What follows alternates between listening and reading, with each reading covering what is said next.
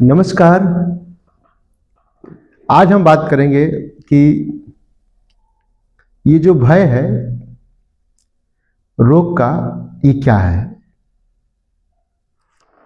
भय सिर्फ इतना है कि हमें स्वास्थ्य के बारे में समझ नहीं है कि स्वस्थ कैसे रहा जाए। नंबर एक, भय सिर्फ इतना है कि हम डरे हुए हैं रोग से। अब रोग क्या है? रोग सिर्फ नाम है एक। अगर हम बात करें, सिर्फ नाम है। जैसे ट्यूमर हो गया, अल्सर हो गया, तो चिकित्सक ने शरीर के अंदर जो विकृति है उसको पहचानने के लिए एक नाम कर दिया। बट अगर हम बात करें कि ये शरीर के अंदर से क्या दोष बिगड़ जाते हैं जिससे जो है ये बीमारियां बनती हैं, तो सबसे पहले मित्रों मैं बताना चाहूँगा कि हमारा शरीर जो 5 तत्वों से मिलकर बना है, और ये 5 तत्व में 2 तत्व ऐसे होते हैं जो मेन होते हैं, और जो 3 तत्व होते हैं वो कम कम में मात्रा में होते हैं। तो हमारे शरीर के अंदर कफ, पित्त, वात और वायु का इम्बैलेंस हो जाने से शरीर के अंदर से रोग बढ़ता है। जैसे अगर हम बहुत साधारण भाषा में बात करें तो एक होता है ठंड का रोग, एक होता है गर्मी का रोग, एक होता है सूखा, और एक होता है आपका नमी। ये चारों आपस में मिलके कोई 2 मिलेंगे, कोई 3 मिलेंगे, कोई 4 मिलेंगे तो रोग फॉर्म होंगे। जैसे अगर हम बात करें कि कफ और वायु अगर एक्युमुलेट हो जाता है और आपका अग्नि तत्व कम हो जाता है और जल तत्व कम होगा तो आपका ट्यूमर बनेगा। अब उसको हम अलग अलग नाम दे देंगे। तो अब शरीर के अंदर ये इन 4 चीज़ों को जब इम्बैलेंस होगा तो क्या होगा कि हम अलग अलग बीमारियों की गिरफ्त में फंस जाएंगे। अब हमको जब ये मालूम चल जाए कि रोग को कैसे ठीक रखना है, तो सबसे पहले हमें अपने शरीर, ये जो बना हुआ जो मैटर है, इसका मेन बेसिक जो फूड है वो हमारा खाना है। हम खाना को समझते हैं, मतलब 6 टेस्ट जो हमारे हैं कि खट्टा, मीठा, कड़वा, कैसाला, तीखा, नमकीन, ये जो 6 टेस्ट है हमारे शरीर को कंट्रोल करते हैं। अब कफ नाड़ी वाला अगर मीठा ज़्यादा खाएगा तो स्वाभाविक सी बात है उसकी जो समस्या बढ़ेगी। तो मीठा सिर्फ शुगर ही नहीं होता है, मीठा वो चीज़, हर चीज़ होता है जो आपका एल्कलाइन है। अब जैसे मैं एग्जांपल अगर बात करूं कि कड़वा जो करेला है वो भी मीठे में आपका आएगा, नंबर 1। दूसरे नंबर पर हम दूध पीते हैं वो भी मीठे में आएगा, हम चावल खाते हैं वो भी मीठे में आएगा, लौकी भी खाते हैं वो भी मीठे में आएगा, और कद्दू भी खाते हैं तो मीठे में आएगा। कद्दू देखिए कच्चा है, पकने के बाद मीठा हो जाता है। अमरूद भी देखिए पहले खारी होता है, बाद में मीठा हो जाता है। तो कफ नाड़ी वालों को ये समझना पड़ेगा कि मेरे लिए क्या बेहतर है और क्या बेहतर नहीं है, नंबर 1। दूसरे नंबर पर पित्त वालों को समझना पड़ेगा। तो हम सब चीज का ज्ञान रखते हैं। इस धरती पर हम हैं तो चंद्रमा का, सूर्य का, मंगल का, और ये परमाणु और ये सबका ज्ञान है, पर हमें रोज जो खाना खाना होता है उसके बारे में कोई ज्ञान नहीं है। क्यों? किसी ने बताया नहीं। कहा किसी ने बीमार पड़ना तो दवा खा लेना, बुखार आया तो पैरासीटामोल खा लेना। स्वस्थ रहने के लिए सही खाना खाने के बारे में किसी ने नहीं बताया।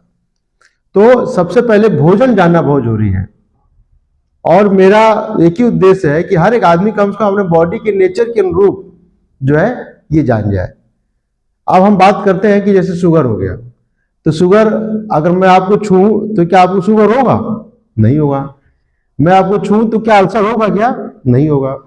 इसका मतलब ये समझ में आया कि शुगर छुआछूत का रोग नहीं है, या जो बीपी है वो शुगर या बीपी छुआछूत का रोग नहीं है। तो इसका मतलब क्या है? इसका मतलब ये है कि मेटाबॉलिक डिसऑर्डर्स है, और metabolic govern through food according body nature. अब हमारा खाना क्या है, जब हम ये जान जाएंगे कि हमारा खाना क्या है तो समस्या नहीं होगी। तो खाने के बारे में नहीं जानते हैं। तो मेरे प्यारे दोस्तों, आज मैं बस इतना बताना चाहता हूं कि आप जो भी कर रहे हो करो, आप पढ़ाई कर रहे हो, आप तैयारी कर रहे हो, आप नौकरी कर रहे हो, या आप किसानी कर रहे हो, या प्लेन चला रहे हो, चलाओ, बस ये जान जाओ कि मेरा सही आहार क्या है और मेरी प्रकृति क्या है, ये दो चीज को जान जाओ।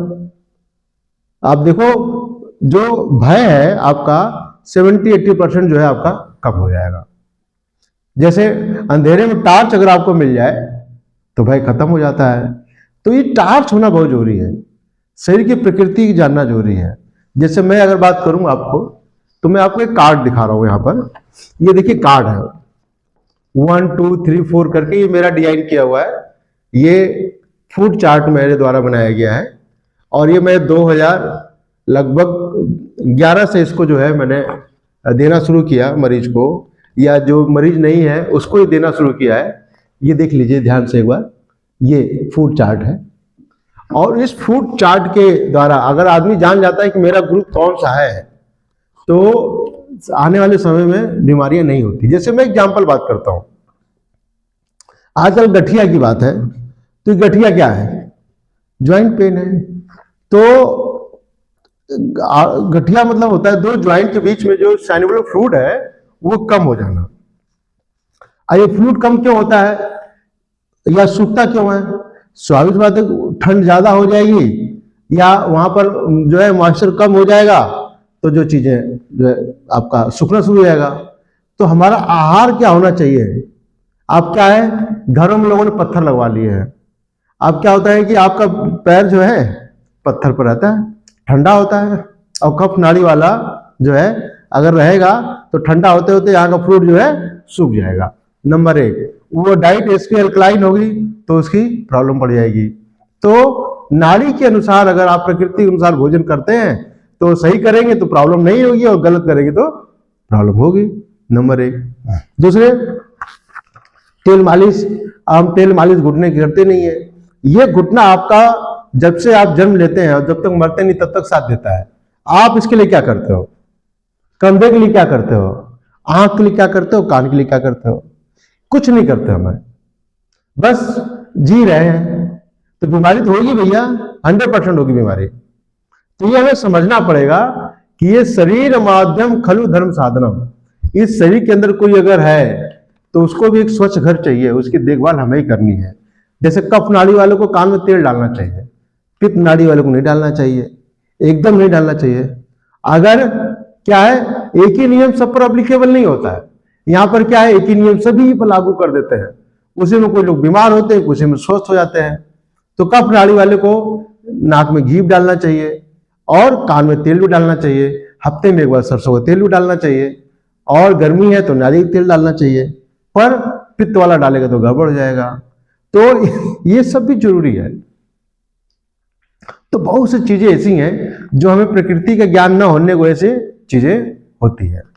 तो सही आहार जान जाइए भाई, और कुछ न जानिए तो भय मुक्त हो जाएंगे। तो मैं बात कर रहा था कि हम भयभीत हैं रोगों से, और उसी के लिए जो है हम अलग अलग नाना प्रकार के हम काम करते रहते हैं। कभी ये करते हैं, कभी वो करते हैं, कभी बादाम खाते हैं, कभी उस संस्थान जाते हैं, कभी पंचकर्म कराते हैं।